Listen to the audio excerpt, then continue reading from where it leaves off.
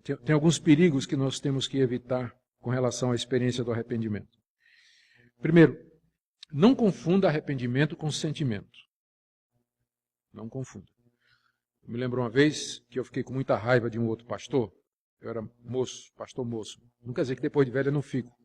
Eu continuo ficando com raiva de alguém. Mas eu me lembro bem dessa experiência. Um pastor que eu era novinho no ministério, ele me ofendeu publicamente numa reunião lá. E eu estava com raiva dele, muita raiva dele.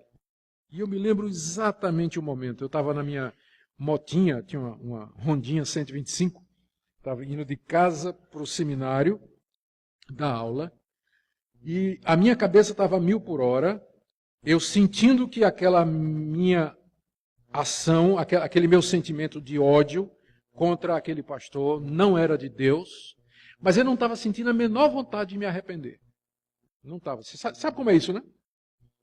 E é ruim quando chega alguém e estraga, né? Aquele gostinho de você ficar com raiva, né? E Deus estava querendo estragar aquele meu prazer secreto de justiça ofendida. Não é isso que acontece? Às vezes a pessoa ofende a gente, você se sente ofendido, né? E você se sente no direito de ficar com raiva. E quando chega alguém e faz você perdoar a pessoa, ela estragou, né? Aquele gostinho que você estava sentindo de ficar com raiva. Então eu estava pilotando a moto, indo, e Deus na minha cabeça, até que eu entendi, eu tinha que me arrepender. E eu disse, Deus, eu perdoo esse pastor agora. Não estou sentindo a menor tristeza, não estou sentindo nada agora. Mas eu sei que eu tenho que fazer isso. Então eu quero perdoá-lo agora. Eu estou arrependido dessa raiva que eu estou sentindo. E eu quero dizer que eu o perdoo agora. Não demorou, não cheguei no seminário e a raiva tinha saído do meu coração. Você não precisa esperar sentimento, porque arrependimento é uma decisão, é uma atitude que você... É uma mudança de mente, não é questão de você sentir que você tem que perdoar, você sentir vontade de perdoar, você tem que pedir perdão e se arrepender, porque Deus diz que você tem que se arrepender. E nem sempre a gente tem vontade de fazer o que Deus diz, a gente sabe que está ali e sabe que tem que fazer. Então não fique esperando sentir vontade de se arrepender. Se arrependa, é uma atitude que você toma, é uma decisão que você toma. É um caminho que você escolhe. Mas você não é calvinista? Você está falando de escolha, de decisão aí? Virou arminiano, livre-arbítrio, né? Os calvinistas sempre acreditaram nisso. Sempre acreditaram na Bíblia. Que Deus chega para nós e manda em verdade que a gente se arrependa. É claro que depois que você se arrependeu, depois que você fez tudo certo, você vai olhar para trás e vai dizer, Deus, se não fosse o Senhor que me tomou pela mão e me guiou e fez isso comigo, eu jamais teria me arrependido. Mas enquanto você não olha para trás, você está olhando para frente, você tem que se arrepender. Escolha, decida, é o caminho do arrependimento. Depois você vai olhar para trás e vai ver que foi Deus que levou você a fazer isso, mas no momento você tem que fazer isso. Então cuidado, não fique esperando o sentimento, é uma decisão que você tem que tomar. Outro perigo aqui é a introspecção mórbida. O que é que acontece? Pessoas que passam por uma profunda convicção de pecado, às vezes correm o risco, que aconteceu no período posterior dos puritanos, de ficar examinando demais o coração para encontrar coisa errada. Eu passei por um período desse quando era novo convertido. Eu tinha uma consciência tão clara da santidade de Deus e do meu coração pecaminoso, que eu gastava, às vezes, horas durante o dia, prostrado diante de Deus, examinando as coisas mais profundas do meu coração para ver se tinha alguma motivação errada, alguma coisa errada para eu poder confessar. E o que é que acontece? Eu caía num labirinto. Como diz o profeta Jeremias, enganoso é o coração, mais do que todas as coisas, e desesperadamente corrupto. Quem conhecerá? Um dos problemas trazidos pelo pecado é que ele afetou a sua capacidade de autoanálise.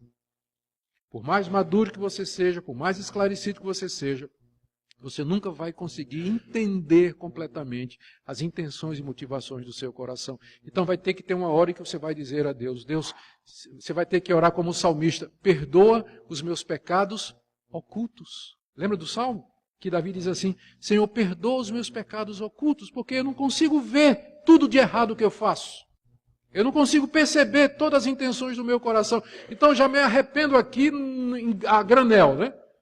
A gente peca no varejo, mas às vezes tem que pedir perdão no atacado. Porque você não vai conseguir. Então resista. Não estou dizendo que você não deve fazer uma introspecção. Sim, você deve analisar o seu coração. Aliás, essa foi uma das coisas boas que John Wesley, o pai do metodismo, fez. Quando ele criou os grupos de comunhão, ele tinha um método que aquele grupo seguia. Por isso que a denominação dele virou metodista. E parte do método era gastar um tempo para você analisar, durante o dia, as coisas erradas que você fez. Você fazer um levantamento diário de todas as suas ações. Isso é bom, mas você pode correr o risco de mergulhar demais no poço sem fundo que é o seu coração. E se desesperar e ficar confuso. Então, se você vai fazer isso, você tem que fazer isso à luz da doutrina da graça e da cruz. Que Deus lhe perdoa e que você é justificado pela graça, não por obras. Você não é justificado pela introspecção do seu coração e você não é justificado pela sua capacidade de confessar os pecados, mas pela misericórdia de Deus em Cristo Jesus. Então não perca de vista a cruz na hora do arrependimento, senão é desespero. Na hora de você se arrepender, se quebrar diante de Deus, se você não mantiver a cruz diante de você e o sangue que foi derramado por você, você vai cair no desespero. Por isso que tem muita gente, as seitas exploram isso e criam um sistema de escravidão das pessoas a determinadas regras e normas, que não dá saída. Mas nós temos a liberdade e a alegria que vem do perdão que é dado por Jesus. Bom, gente, última coisa para você lembrar. E aqui é difícil. Isso aqui eu até hoje não sei direito fazer a diferença entre convicção de pecado e acusação de Satanás. O diabo é tão esperto que quando o crente cai em pecado, quando ele vê que o crente caiu em pecado, ele vem acusar. O Espírito Santo vem convencer do pecado, mas Satanás vem acusar. E às vezes você não consegue perceber muito a diferença, porque o Espírito Santo vai dizer assim, é mais ou menos assim, você pecou. Você pecou contra Deus, pecou nisso, pecou naquilo, né? E o Espírito Santo vai nos convencer de que nós pecamos. O diabo vem dizer a mesma coisa. Você pecou. Só que o Espírito Santo vai dizer assim, você pecou, mas Cristo morreu por você.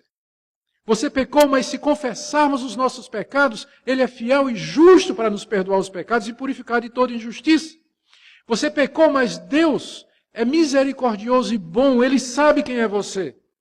Ele pode perdoar você. É isso que o Espírito Santo vai dizer. Satanás, ele começa da mesma forma. Você pecou. Não tem mais jeito para você. É a 5ª vez que você faz isso hoje. Não tem mais perdão. Você não é nem crente. Nem adianta orar para Deus. Deus está muito furioso com você. Percebe qual é a diferença? A diferença entre convicção de pecado e acusação de Satanás parece muito uma coisa com a outra. É que um mostra a luz no final do túnel, o Espírito Santo. E Satanás não mostra luz nenhuma. Ele leva você ao desespero, à culpa, a não querer orar, a se afastar de Deus, dos irmãos, largar o cristianismo e tudo. Se for assim, isso não é tristeza segundo Deus. Isso é tristeza segundo o mundo. Isso é o diabo fazendo isso para levar você longe de Deus. Mas quando você cai, que vem a convicção de pecado, que vem aquela persuasão de que você errou, mas sempre com esperança, aí é o Espírito de Deus agindo no verdadeiro crente, levando ele ao arrependimento sincero.